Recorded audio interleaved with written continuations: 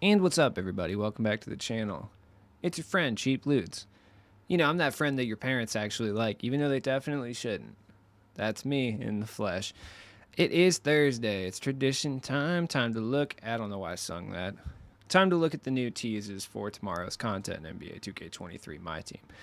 You know, I normally talk about what I look like in these videos because it's just topical fun. You know, but I'm about a twisty beard away from looking like the dude from Static X right now. You know what kind of twisty beard I'm talking about, dude. Those sick ones that all like the, you know, you thought they were cool in 1999, 2000, but they definitely weren't cool. Those new metal guys, you know, with the sick trip pants, which I found out recently that trip pants are like back in fashion. Dude, TikTok kids are weird, dude. Like, they're taking the worst possible things from the late 90s, man. Don't even have any words for that. So we got some teases, and it's a very interesting pack drop. So without further ado, drop a like on this video, dog. You know you want to. Just do it. It costs you nothing. It's not going to mess up anything for you to hit that little like button for 2 seconds. The audacity. The next packs drop is a one for the ages. And I'll be honest, props to everybody because there's a lot of people saying Damian Lillard, and I honestly, I did not connect the dots on those. So, like at that at all, like I didn't. And I mean, spoiler, Dame's in the pack drop, but I did not connect the dots on that at all, dude. I don't know, man. So we got Carmelo Anthony. My boy Barmelo's Anthony is in the mix, dude. I am kind of stoked about it, but it's like at the same time, I don't know, dude. He might be really good, honestly, as like a ball dominant offensive forward. And he can shoot from the corners this year, dude. He can. So I'm actually like very cautiously optimistic for Barmelo here, dude. He looks pretty tight. Like he might be good. He's gonna have no defensive badges. I mean, he's essentially gonna be like a way better version of the Paul Pierce that we just got last week, basically.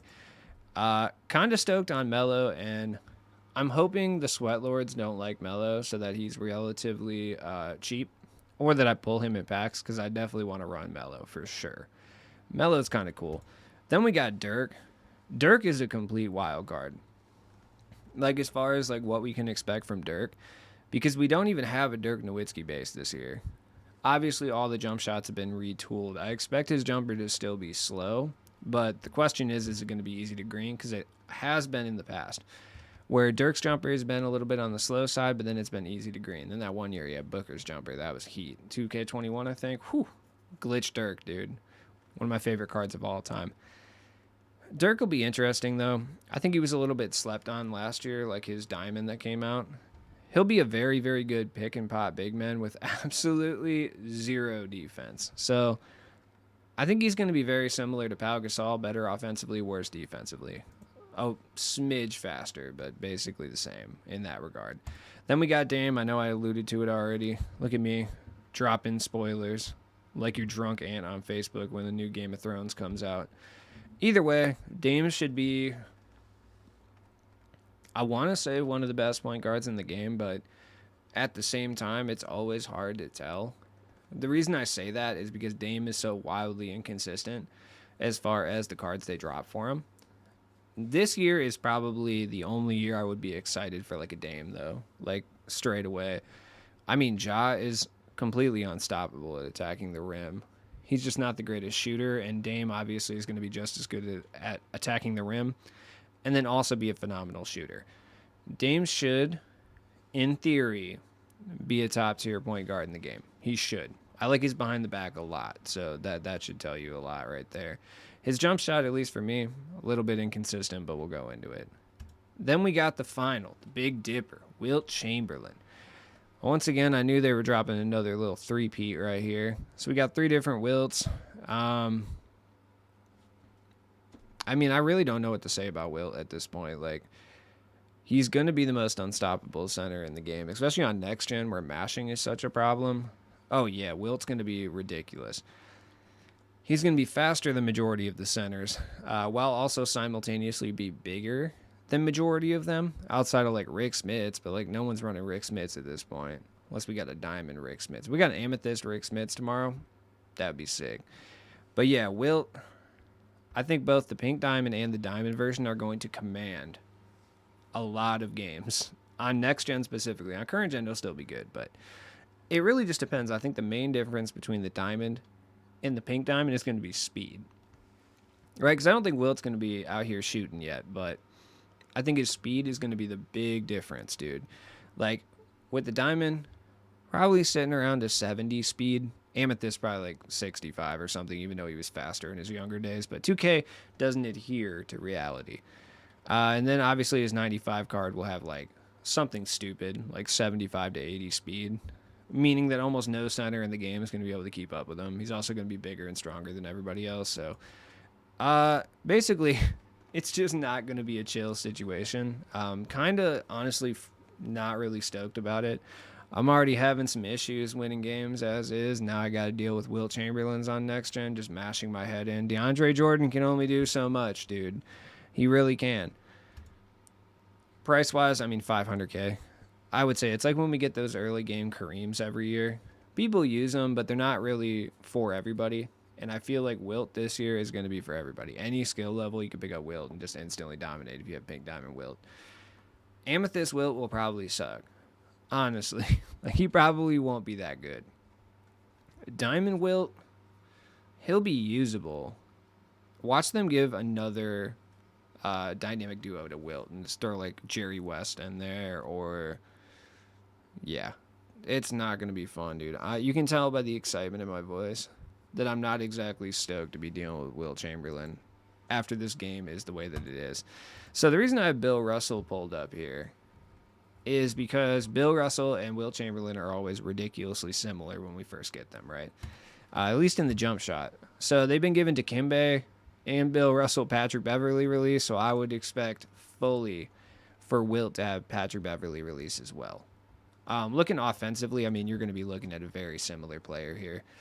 He's going to be slightly worse defensively, slightly better. Offensively, I mean, Bill Russell was an 85 speed, dude. You know what I mean? It had a 75 speed with ball. So I would expect something very similar here. To be honest, I would. Is that a DBG video in the corner? Dude, what is this? Are they paying you guys to do this, or are you paying them? I'm super confused. I just need to know, man. Does anybody else see these, man? It's super weird. I don't know. Anyways, card-wise, very similar. 60 mid, 28 shot 3, probably going to be about the same. No one's going to be stroking from 3 with Wilt, but the question is he going to be able to crack a mid-range or two? Joel Embiid dribble style, which, like, it's pretty bad, but it's not horrible. You know, it could be a lot worse. Everything else is going to be basically the same, though, so I'm kind of curious to see what's up with Wilt. Then we got Dame. This Dame is already stupid. He's going to be fast, be able to shoot, and dunk all over everybody, so, yeah. His release is very inconsistent for me personally. I would go pick up the token market version just to see how you feel about it. He's got all his own SIGs, which will remain. The Damian Lillard behind the back is so nice, dude. It is so nice. It really is. I mean, obviously, everybody who runs Jordan runs it, so it's good. Kyrie's step back is ridiculous. He already has like a very good stable of badges of SIGs. So it's like, every time I say signature, I think I'm talking about cigs, like cigarettes. And I'm like, damn. I really used to call them cigs. Remember when people used to call them squares? That was super dumb. Why did people do that? They're cylindrical. Like, why are we calling them squares? Because of the pack? Because that's stupid. What if you had a soft pack? Children, don't think about anything correctly. Damian Lillard should be good, though. Like, he'll be way too expensive for sure. He'll have massive defensive liabilities. But at the same time, dude, I don't know if you're going to be able to get the offensive capabilities of Dame and anyone else, really. Talking about all-encompassing, like, his ability to get to the rim and his ability to create his own shot and his ability to shoot from deep. Like, I don't know if you get that from any other point guard. I mean, it's essentially going to be like the range and playmaking abilities of Curry mixed with like the rim running specialty of, like, I wouldn't even want to say Derrick Rose, because Derrick Rose sucks, dude. I hate Derrick Rose so much. I really do. They really ruined Derrick Rose's card, dude. So mad that I selected him. The rim running capabilities of like Ja Morant. It ought to be interesting. Just wait till you're just getting yammed on by a pink diamond Damian Lillard. And then this isn't Carmelo Anthony, because we don't have a Carmelo card yet. But this is Kendrick Williams, and Kendrick Williams has the Carmelo Anthony base. right? So I'm interested to see what's up with that. On normal timing, he's got his own upper, so the upper will be a little bit different. So, but we're going to test the base out. So we'll see. Let's go head over to Freestyle and test it out and see what's up. All right, we got young Kenrick. Yeah, it's not Kendrick. It's like Kenrick, right? I don't know how to say his name, dude. I always get lambasted for my pronunciation of these guys' names, I swear. The mellow release is kind of nice, though. It's weird. It's like not, it's right in the middle, dude. It's not fast. It's not slow. Green window seems relatively big, though. The upper is going to be different, so it's not going to look quite like this, but you should be releasing it roughly around the same point, like right when it reaches the top of the forehead. Could be different on Melo, since Melo's 6'8 and Kendrick is 6'6. So you could be releasing it at a little bit of a different point. I'm not really sure how those releases work quite yet. I'm doing my best to learn, okay? I'm out here by myself, dude. I don't have a team with me, okay? I don't have a squad of lab partners.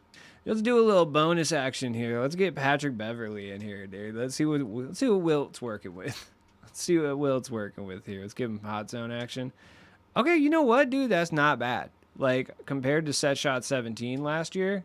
Okay, well, hold on. I may have spoke too soon.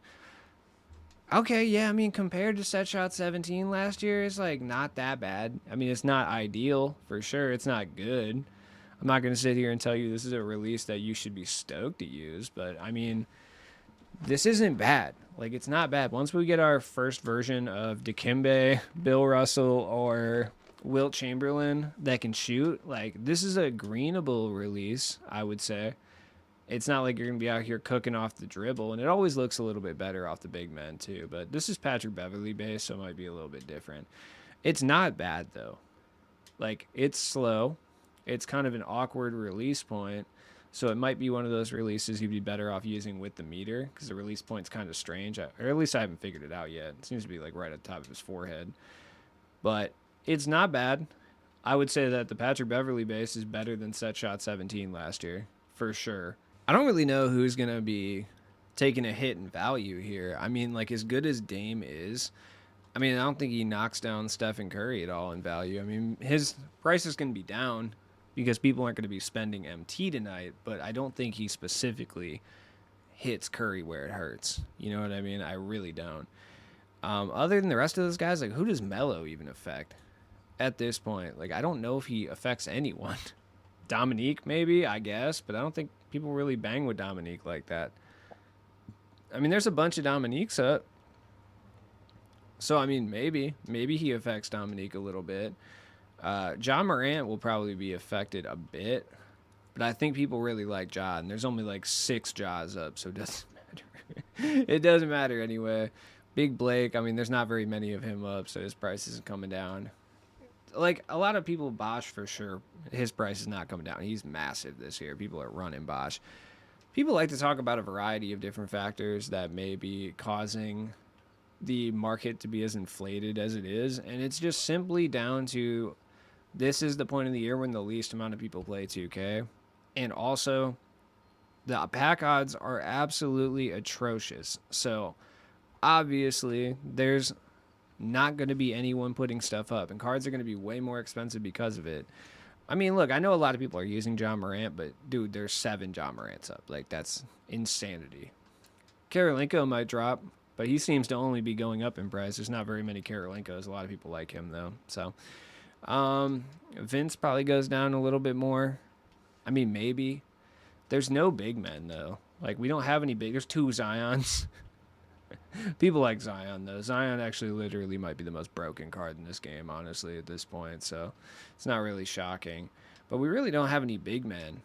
So there's really no one for Wilt, like, to affect, honestly. So I don't really think there's specifically anyone that's going to be cheaper.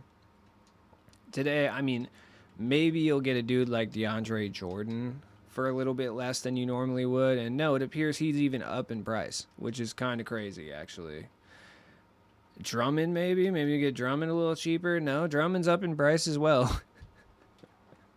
So, yeah, it would appear that no one is going to be down in price due to this news that we've had dropped.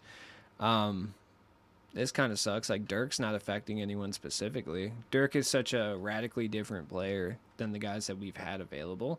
So I'm not sure he even really moves the needle for a whole lot of people. Like, we don't have a guy like Dirk, or that even fills the same role as Dirk. We don't have any high tier centers at this point, so I don't think anyone really cares about that. Or I don't think that's affecting anything. Melo, I just don't feel like is going to affect anyone's price whatsoever. And then Dame, I mean, Ja would be the only one he would really affect, Ja and Curry. But Curry's Curry. I don't think he's going anywhere, dude. And John Morant, there's only like 6 of them, so it really doesn't matter. As always, it's been your boy Cheap Ludes. I know I used the "it's your boy" at the end. You know, it's all good. You can tell how like exhausted I am by like how low energy I am. But it's all good. I'll be live on Twitch for about an hour. I think I'm gonna play some Deathloop, dude, because I kind of hate this game. So, you know, it's probably happening while this video comes out. So, you know, pop on over to twitch.tv/cheapludes, hang out with your boy, and yeah, drop a like on this video. I'll see you guys tomorrow. I'm going to open some packs, or try to. If you want to donate to the pack opening fund, you can. There's a Buy Me a Coffee link in the description of this video. You know, you can, it's my tip jar, basically. So you can support me and help me buy packs, basically.